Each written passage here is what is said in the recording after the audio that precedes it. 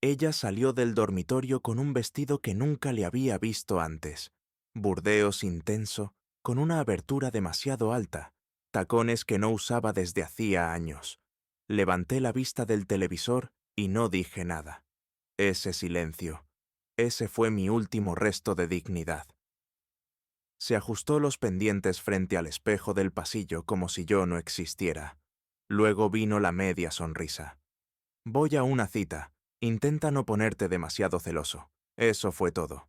Sin pelea, sin explicación. Solo eso.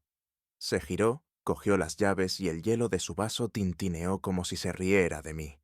No pregunté a dónde iba. No pregunté con quién. Ni siquiera me inmuté. Pero miré. Siempre miraba. En el instante en que la puerta se cerró, me levanté despacio, como si todos los huesos de mi cuerpo hubieran envejecido 10 años en 10 segundos. Fui a la cocina, serví el vino que estaba guardando para una ocasión especial y me senté a la mesa, no para beber, sino para pensar. No se llevó el cargador del móvil, sí se llevó el perfume. No dudó, ni un segundo. Abrí el portátil y escribí una sola palabra. Traición. No llegué lejos. Una notificación apareció. No debía haberla visto, pero su tablet se había vuelto a sincronizar con la nube. Fotos. Docenas de fotos. Sin rostros, solo cuerpos, sábanas de hotel, selfies frente al espejo con la sombra de otro hombre en la esquina. No respiré, ni una sola vez. Luego vinieron los audios. 3 en total, cada uno más humillante que el anterior. Reproduje el tercero. Estática, susurros apagados. Y después, risas, las suyas, seguidas de una voz que reconocí demasiado bien. Él aún no lo sabe. ¿Por qué iba a decírselo? Cree que estoy en un club de lectura. Pobrecillo. Seguro que ahora mismo está doblando la ropa mientras hablamos. Ella volvió a reír. Y juro por Dios que algo dentro de mí se rompió. No se hizo añicos, no explotó. Solo se dobló tanto que nunca volvió a enderezarse. No lloré, no grité. Hice algo peor. Planeé. Abrí su cajón. Saqué el diario que ella no sabía que leía. Página 16. Una fecha rodeada de corazones. El próximo viernes. Un nombre de hotel. Una hora de encuentro.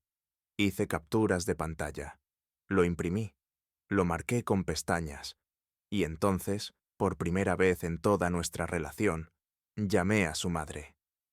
Solo quería confirmar la cena familiar del próximo viernes. Van a estar todos, ¿verdad? Ella dijo que sí. Perfecto. Eso me daba 7 días. 7 días para convertirme en la versión de mí mismo que ella jamás imaginó. Y cuando la verdad llegara, no sería como una bofetada. Sería como un funeral. A la mañana siguiente, ella actuó como si nada hubiera pasado, como si no hubiera salido de casa con aquel vestido, como si no hubiera sonreído con soberbia, como si no me hubiera roto por dentro con 9 palabras. Preparó café, tarareó una melodía, me preguntó si había visto su pañuelo. Le dije que no. La observé en silencio. Cada gesto parecía coreografiado, como si ahora estuviera viendo a una desconocida fingir ser mi esposa. Se sentó frente a mí en la mesa, descalza, deslizando el dedo por la pantalla del móvil, sonriendo a mensajes que sin duda no eran míos. Lo peor no era la traición, era lo fácil que le resultaba, lo natural con que se deslizaba en esa doble vida. Se la ponía como una segunda piel, pero yo también interpreté mi papel. La dejé en nuestra casa. La besé en la mejilla antes de salir a trabajar. Y al cerrar la puerta, no fui a la oficina. Conduje directamente a una copistería y entregué un pendrive. El hombre del mostrador miró los archivos, parpadeó y me preguntó: ¿seguro que quiere imprimir esto? Doble cara, encuadernado, con pestañas separando las conversaciones. Portada brillante. Él asintió y no dijo nada más. Ese fue el primer día. Al tercero, ya había desviado todas nuestras cuentas conjuntas a un fondo temporal. Legalmente. En silencio. Consulté a un asesor financiero que conocí a través de un amigo. Un divorciado que ahora ayudaba a otros hombres a no perderlo todo frente a quienes ya les habían quitado demasiado en lo emocional. No estaba amargado, no todavía, solo frío, metódico. Esa noche volvió a llegar tarde. «¿Qué tal el club de lectura?», pregunté. «Increíble, ojalá hubieras estado allí». Entonces me besó, y por primera vez en nuestro matrimonio no sentí absolutamente nada, ni chispa, ni culpa, ni dolor, solo vacío. La observé desvestirse, ponerse el pijama, meterse en la cama como si no me hubiera borrado ya de su vida. Alcanzó su teléfono y lo vi. El nombre brillando en la esquina de la pantalla. Tucker. Tucker había estado en nuestra boda. Tucker había brindado por nuestro para siempre. Tucker había llorado en nuestro sofá tras su propio divorcio. Yo le había dado una cerveza. Le dije que no todos los matrimonios terminan mal, que aguantara. Y él había estado aguantando en mi cama. ¿La ironía? Ni siquiera estaba enfadado con él. No de la manera que la gente esperaría. Estaba enfadado conmigo mismo por no haberlo visto antes, por haber dejado que la bondad me cegara, por creer que el respeto era algo que no podía fingirse tanto tiempo. Pero ella era una maestra del engaño. Al quinto día, conduje hasta el hotel de las fotos. Entré al vestíbulo como si perteneciera allí. Pregunté en recepción si podía confirmar una reserva. Di su nombre.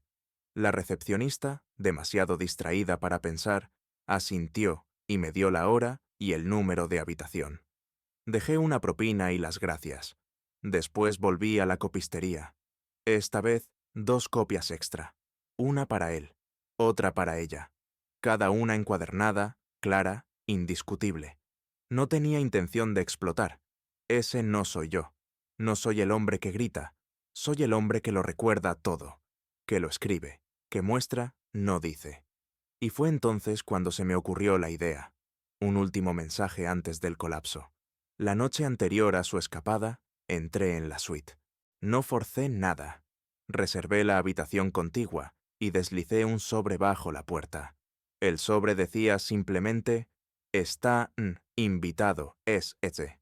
Confirmación no requerida». Dentro iban las fotos, las transcripciones, una captura impresa de la lista de invitados a la cena familiar de la noche siguiente. La misma noche que ella planeaba enredarse en las sábanas de hotel con alguien a quien solía llamar amigo. La última página tenía una sola frase: «Sonríe para la cámara». La habitación 406 tiene una vista perfecta. Ella todavía no sabía que yo lo había visto todo. Pero mañana descubriría que su público no era solo yo, era todo el mundo. A la mañana siguiente estuvo inusualmente cariñosa. Me trajo café a la cama, me besó en la frente, incluso llevaba aquella sudadera vieja mía que antes llamaba fea pero reconfortante. Si no hubiera sabido la verdad, habría pensado que estaba volviendo a enamorarse de mí. Pero yo ya sabía por qué actuaba así. Intentaba calmar su culpa, si es que sentía alguna. Quería la ilusión de calidez antes de desaparecer en los brazos de otro hombre esa misma noche. Yo también interpreté mi papel. Reí, le halagué el pelo, le dije que olía de maravilla. Cuando preguntó si me molestaría que saliera un rato por la tarde a despejarse, asentí con esa sonrisa que se le da a un niño que intenta ocultar que se comió el postre antes de la cena. Salió de casa sobre las 6:30 de la tarde, con el mismo vestido burdeos. La observé desde la ventana, sin que me viera. No miró atrás ni una sola vez. A las 6:55 aparqué en el restaurante Crandall's, la parrilla donde sus padres ya estaban sentados con sus 2 hermanas y sus maridos. La cena estaba planeada desde hacía semanas, una de esas reuniones familiares rutinarias que a nadie entusiasman, pero que nadie puede evitar. Se sorprendieron al verme llegar solo. Su madre incluso preguntó, medio riendo: «¿Nadine se ha quedado atascada maquillándose otra vez?». Sonreí. Algo así. Me senté, saludé con cordialidad, mantuve la conversación ligera. Incluso brindé con agua con gas alegando que últimamente conducía mucho. Entonces, 10 minutos después de empezar la comida, abrí mi bolso y coloqué un sobre marrón delante de su madre. Ella lo miró, confundida. «¿Qué es esto?» «Un error», respondí, «pero no mío». Repartí los otros sobres, uno para cada miembro de la familia, e indiqué que no los abrieran todavía. El padre de Nadine, siempre desconfiado, entrecerró los ojos. «Curtis, ¿qué está pasando?»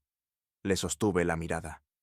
«Todo lo que hay en esos sobres tiene fecha, copia de seguridad e incluye audio. No hace falta que lo lean ahora.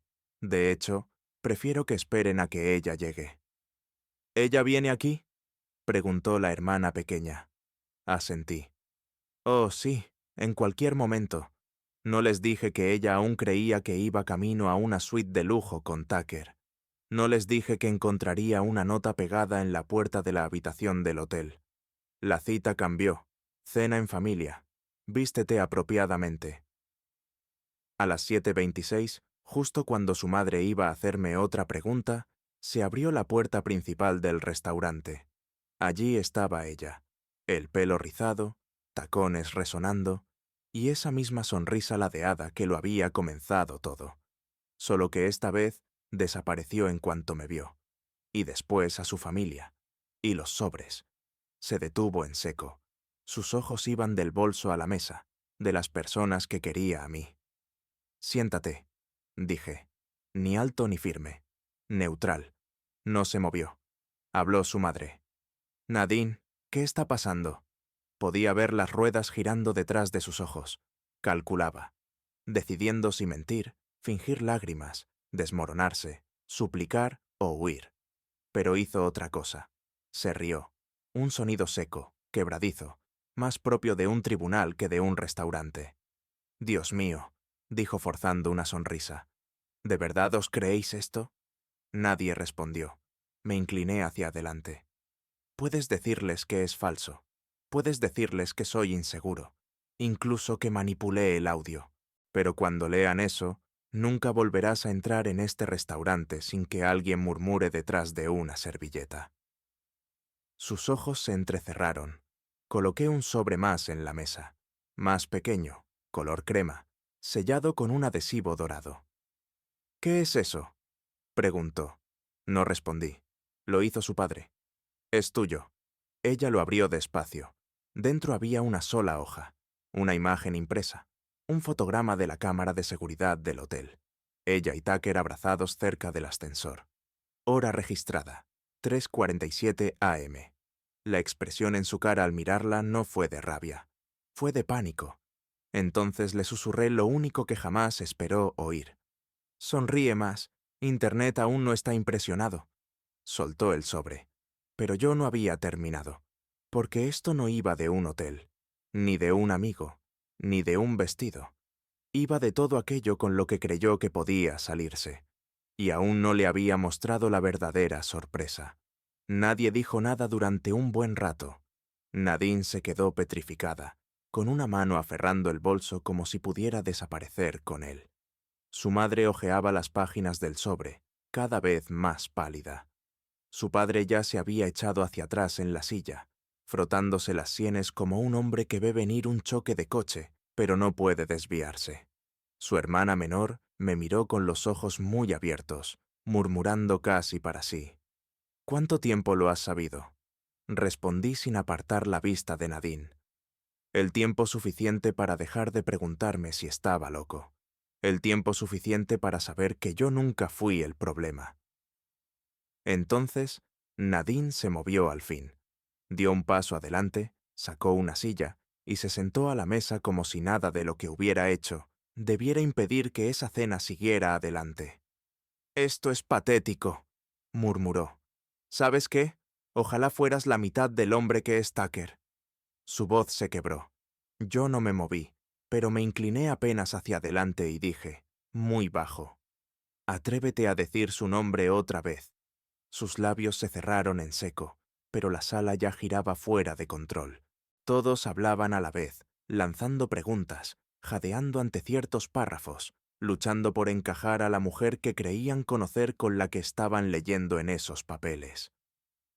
Fue entonces cuando saqué mi teléfono y pulsé reproducir en la grabación de pantalla.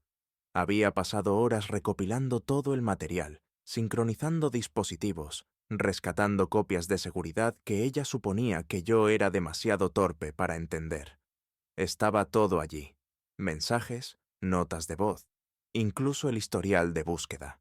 Pero la grabación que puse esta vez no era una que ella jamás hubiera esperado escuchar, porque no era de ella, era de Tucker. Había estado borracho, probablemente después de que ella lo dejara en visto, y dejó un mensaje de voz de 2 minutos en su vieja tablet.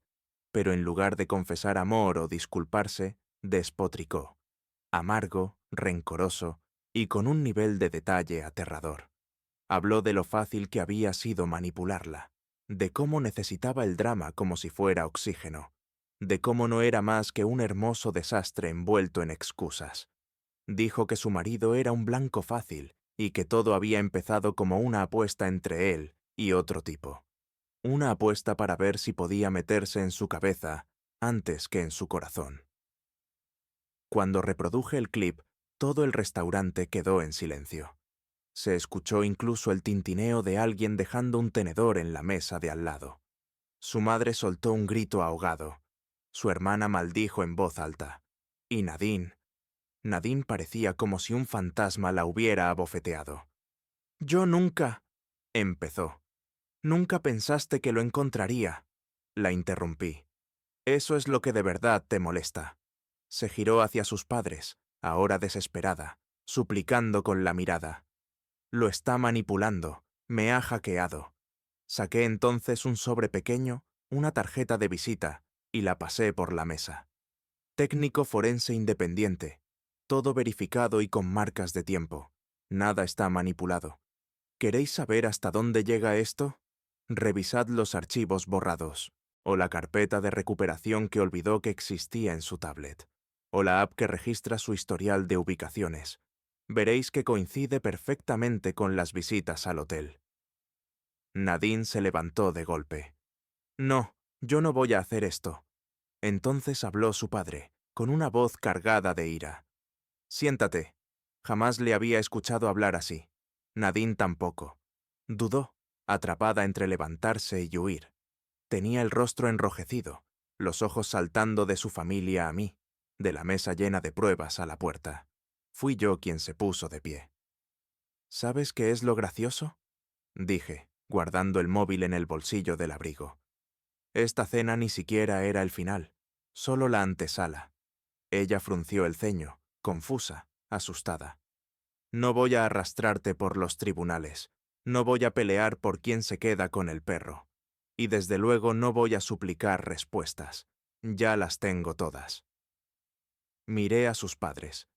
«Criasteis a alguien que miente mejor de lo que respira». Luego la miré de nuevo, sin odio, sin tristeza, solo con claridad. Pero está a punto de perder algo que ni siquiera sabía que aún tenía. Me fui antes de que nadie pudiera hablar, porque la siguiente parte no era para una mesa familiar, era para su bandeja de entrada, y cuando la abriera, encontraría un enlace a un vídeo privado, de ella misma, pero no recordaría haberlo grabado, porque no lo había hecho. Aquella noche no me escribió, ni para preguntar por qué, ni cómo, ni si iba en serio. Nada. Silencio absoluto, como si hubiera desaparecido del mundo. Y eso era justo lo que yo necesitaba, porque el vídeo que le mandé no era un farol, ni una broma, ni una cámara de seguridad en un pasillo de hotel. No, era mucho más personal. Había sido grabado 4 meses antes, cuando todavía fingía quererme, cuando sus mentiras eran tan convincentes que llegué a dudar de mi propio instinto. Y había estado escondido en un dispositivo inteligente de casa que ella ni sabía que tenía memoria. Compré de segunda mano una pequeña cámara de interior para vigilar al perro mientras salíamos. Pequeña, discreta, metida en la estantería del salón, entre unas novelas que ella nunca leía. Al principio no tenía intención de espiarla, pero una tarde, mientras la configuraba desde el trabajo, entré por accidente en el archivo. Y allí los vi. Era un día de semana, Tranquilo, media mañana. Yo debería estar en la oficina, pero había olvidado el cargador del móvil y volví a casa sin avisar. Fue entonces cuando lo descubrí en el vídeo.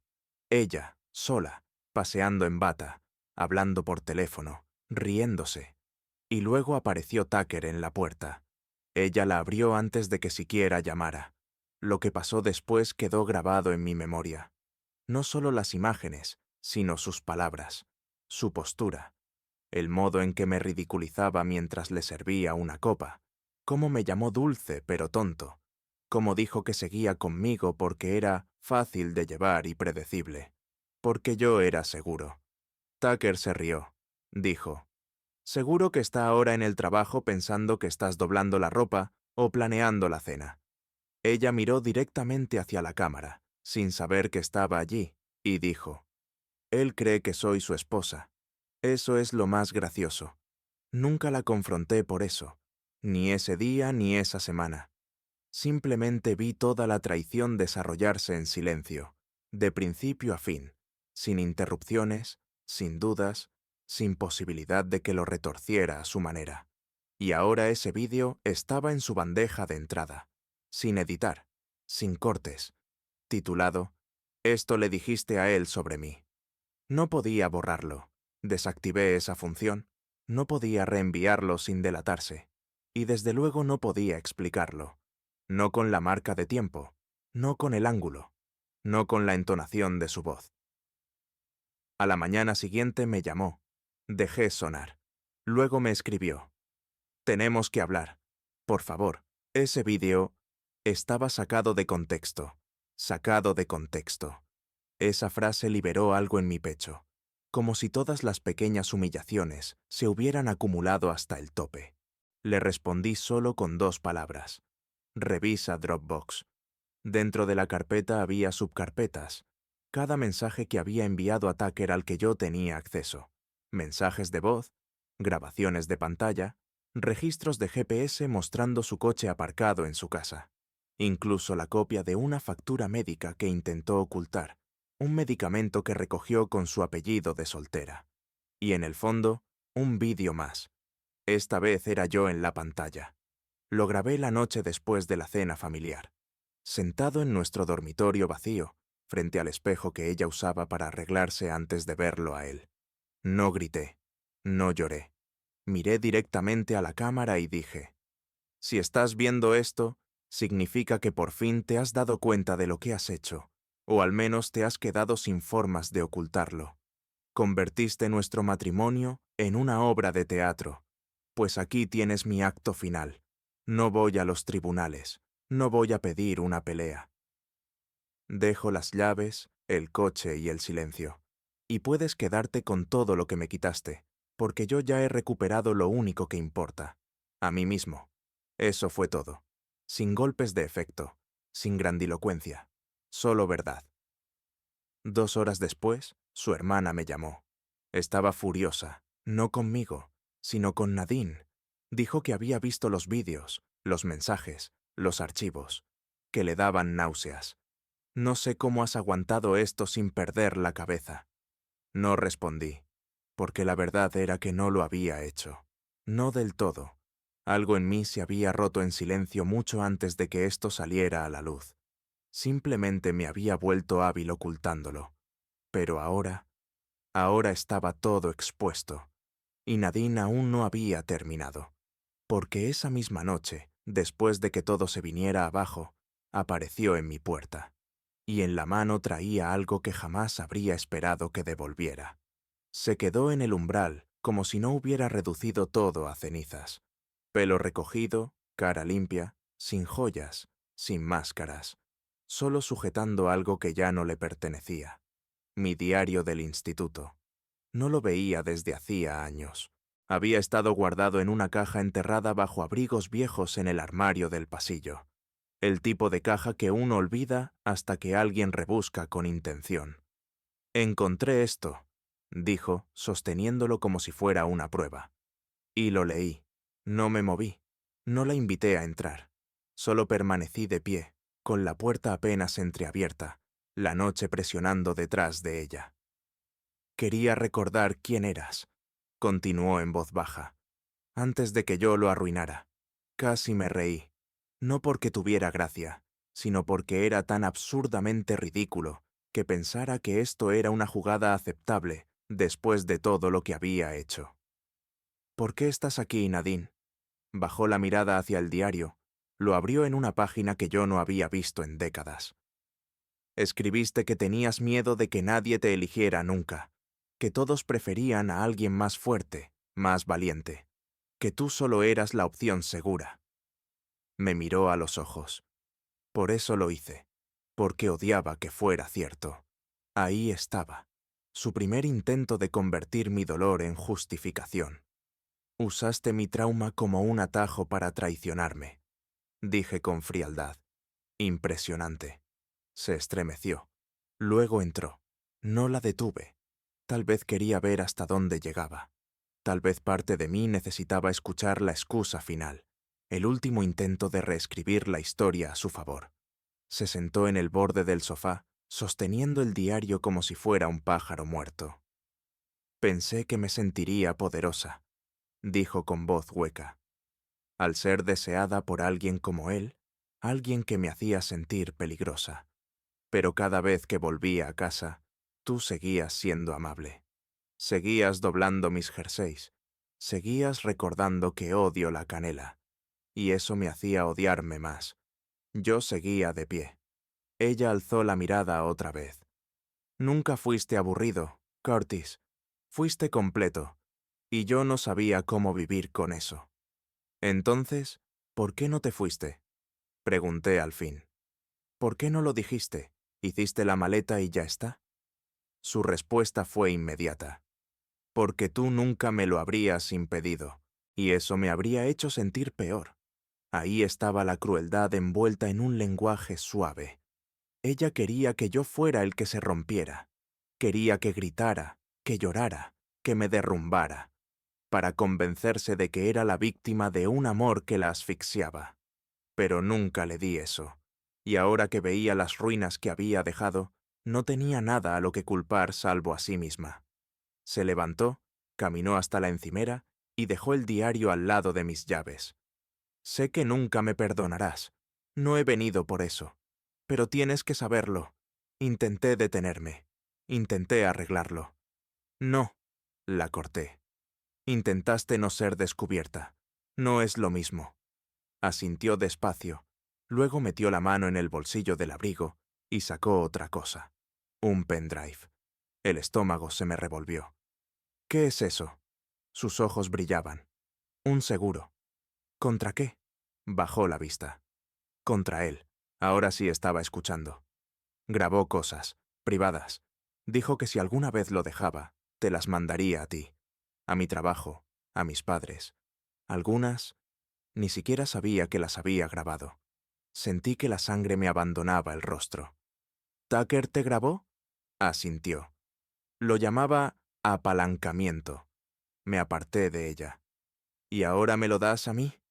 Por primera vez pareció a punto de llorar. Pensé que si te lo entregaba, podría deshacer algo, aunque fuera un poco. Tomé el USB sin decir una palabra más. Ella se dirigió a la puerta. Sé que ya lo he perdido todo, pero si algún día encuentras la forma de perdonarme, aunque solo sea para dejar de odiarme, dímelo. No respondí. Solo cerré la puerta suavemente tras ella, y luego me quedé mirando ese pendrive mucho tiempo. Debería haberlo destruido, quemado, fingido que no existía, pero no lo hice. Lo conecté, y lo que vi cambió todo lo que creía saber de Tucker. Porque Nadine no era la única persona a la que había grabado, y no todo en ese USB era sobre ella. La memoria era pequeña, plateada, con un lateral arañado, como si hubiera pasado de un bolsillo a otro cientos de veces. Se sentía más pesada de lo que debería, como si llevara más que datos, como si cargara peso, del emocional, de ese que no se mide en gigas. La conecté al portátil y miré las carpetas. Había 6, cada una marcada solo con una fecha, sin nombres, sin lugares, solo 6 marcas de tiempo diferentes, a lo largo de los últimos 7 meses. Abrí la primera. Al principio era lo que esperaba. Un vídeo borroso, grabado claramente desde una mesilla o una estantería, mostrando a Nadine y Tucker. El ángulo era invasivo. El audio, peor. Reconocí su voz, su risa, la misma que una vez guardó solo para mí. Aguanté unos 10 segundos antes de pausarlo. No necesitaba más. No estaba haciendo esto para castigarme. Quería borrarlo. Parte de mí gritaba lo mismo. Pero algo me detuvo. Abrí la segunda carpeta. Esta vez no era Nadine. Era otra mujer. Pelo oscuro. Más joven. Nerviosa hasta en la manera de caminar. Parecía no estar segura de por qué estaba allí. No la reconocí, pero su incomodidad era evidente. Entonces se activó el audio. La voz de Tucker. Calmado. Manipulador. Dijiste que necesitabas el trabajo. Estoy intentando ayudarte. Relájate. Nadie verá esto excepto yo. Se me heló la sangre. Pasé a la tercera carpeta. Otra chica distinta. El mismo montaje. La misma voz. Otro apartamento. Comprendí con un horror creciente lo que estaba viendo. No se trataba solo de infidelidad. Tucker era un depredador. Usaba las mismas tácticas que con Nadine, pero peores. Buscaba mujeres vulnerables, las aislaba, las grababa sin consentimiento y por el tono de miedo en algunos audios, probablemente también las amenazaba. Abrí una quinta carpeta y se me detuvo la respiración. Era Emily, nuestra antigua niñera. Había cuidado al perro un par de fines de semana cuando salimos de viaje. Universitaria, educada, siempre tímida conmigo. Nunca supe que hubiera tratado a Tucker más allá de un par de visitas casuales. Pero ahí estaba, sentada incómoda en un sofá que reconocí como suyo. Parecía aterrorizada. Y lo peor, escuché mi nombre. ¿El marido de tu jefa?, decía Tucker fuera de cámara. ¿Crees que te creería? ¿Crees que siquiera sabe tu apellido? Emily no respondió. Solo se abrazó a sí misma y asintió, como sabiendo que resistirse era inútil. Fue entonces cuando cerré el portátil. Por primera vez en todo este desastre, no me sentí traicionado. Me sentí cómplice. Porque había dejado que ese hombre entrara en mi casa. Le había dado de cenar. Me había reído de sus bromas. Lo había confiado todo. Y ahora tenía un disco lleno de pruebas de que no solo había utilizado a mi esposa, sino a al menos 5 mujeres más. Quizá más. Le escribí a Nadine. ¿Sabías lo de las demás? Contestó 2 minutos después. ¿Qué demás? Le envié una captura. El rostro de Emily, en mitad de la pantalla, claramente aterrada. Esta vez no respondió. Llamé a Emily. No sabía qué iba a decir, pero no podía quedarme con eso dentro. Contestó al tercer tono. Curtis, sonaba cautelosa. Emily, esto va a sonar una locura, pero...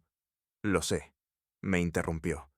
Imaginé que lo descubrirías tarde o temprano. No pensé que él lo guardara. No pensé que lo compartiera. Tragué saliva. ¿Por qué no dijiste nada? Porque dijo que me arruinaría, respondió. Dijo que tú no me creerías, que tu esposa ya me odiaba, que si abría la boca la que lo perdería todo sería yo. Me sentí enfermo. Ella guardó silencio un momento y luego preguntó, ¿Nadine está bien? Casi solté una carcajada. Define bien. Hubo silencio. Y entonces añadió algo que no esperaba. Lo siento, debería habértelo contado antes, pero eras tan decente. No quería arrastrarte a esto. Pensé que eras el único que no sabía. Su voz se quebró. Pero supongo que ahora ya lo sabes. Tras colgar, me quedé solo en la oscuridad, con la pantalla iluminándome. Las carpetas seguían abiertas. El peso de todo se me clavaba en el pecho como si estuviera bajo el agua. Esto ya no trataba de traición. Trataba de responsabilidad, de justicia, de limpiar un desastre que no había empezado yo, pero que ahora me pertenecía. Y supe lo que debía hacer. Copié todos los archivos en un disco seguro y llamé a alguien con quien no hablaba desde hacía años, mi hermano, abogado penalista, y le dije con total claridad, esto ya no es un divorcio, es algo más grande, tengo pruebas, muchas. Y si yo caigo, no voy a caer solo. Él hizo una pausa y respondió: ven al despacho mañana a primera hora, y no se lo digas a nadie más. Fui a su bufete temprano al día siguiente. No nos abrazamos, casi nunca lo hacíamos. Pero la mirada que me dio lo dijo todo. No será fácil, pero hiciste lo correcto. Pasamos 4 horas revisando los archivos. Cada vídeo, cada transcripción, cada nota de voz. Al principio no dijo mucho. Solo tomaba notas, hacía copias de seguridad, hacía preguntas precisas, como un cirujano buscando metralla. No estás sentado sobre un escándalo, dijo en un momento. Estás sentado sobre un delito grave. Me explicó qué hacer, a quién contactar, qué decir, y más importante, qué no decir. Para el mediodía teníamos un plan. Y al anochecer, el nombre de Tucker ya estaba señalado en una denuncia sellada, presentada a un contacto de confianza en las fuerzas del orden. Yo no fui directamente a la policía. Esa parte estaba en mis manos ahora, pero en buenas manos. Esa noche, Nadine me escribió otra vez. Está amenazando con filtrarlo todo. No solo los vídeos, todo. Nuestras conversaciones, tu diario. Cosas que le dije cuando estaba enfadada. Curtis va a arrasar con todo. Me quedé mirando ese mensaje largo rato. Pensé en todo lo que había dicho, hecho, roto, borrado. Y por un momento, uno breve, sentí lástima por ella. Porque ahora ya no era la que manipulaba. Ahora era solo otra víctima más de Tucker. Le contesté con 2 palabras. Demasiado tarde. No respondió. 3 días después, mi hermano me llamó. Lo detuvieron, en silencio. No saldrá en las noticias hasta que presenten cargos. Pero no se va a librar de esta, Kurt. Lo detuviste. No me sentí triunfante. No me sentí orgulloso. Me sentí limpio. Como si una tormenta hubiera arrasado la casa, y al marcharse, dejara todo extrañamente en paz. Me mudé una semana después, no porque tuviera que hacerlo, la casa estaba a mi nombre, sino porque no quería respirar un aire que todavía la recordaba. Alquilé un piso al otro lado de la ciudad, pequeño, minimalista, tranquilo, sin armarios compartidos, sin perfume incrustado en las paredes. El divorcio fue sin oposición. Ella no pidió nada. Supongo que sabía que ya había tomado suficiente. Pasaron meses. Volví a correr. Me apunté a clases de cerámica. Leí novelas en lugar de correos. Dormí de un tirón sin despertar con rabia. Y por primera vez en años, dejé de mirar por encima del hombro, esperando la próxima traición. Conocí a alguien, al final. Se llamaba Camille. Tenía una mirada amable y una risa que no estaba forzada. Nos encontramos en una librería, hojeando una novela olvidada que ambos admitimos que nunca terminaríamos. Me preguntó si quería tomar un café. Dije que sí. No hablamos de exes. Hablamos de música, de perros, de cómo el mundo se ve mejor cuando por fin sales de la sombra de alguien. La primera vez que entró en mi apartamento, miró alrededor y sonrió. Se siente en paz aquí. Y fue entonces cuando supe que por fin era libre. No solo de Nadine, no solo de Tucker, sino de la versión de mí mismo que creía que ser callado era ser débil, que pensaba que lealtad significaba quedarse incluso cuando la verdad ya había podrido los cimientos. Ese hombre ya no existía. Lo que quedaba era alguien honesto, alguien en proceso de sanar, alguien completo. Y por una vez, por primera vez en mucho tiempo, no sentí la necesidad de explicárselo a nadie, porque por fin tenía paz.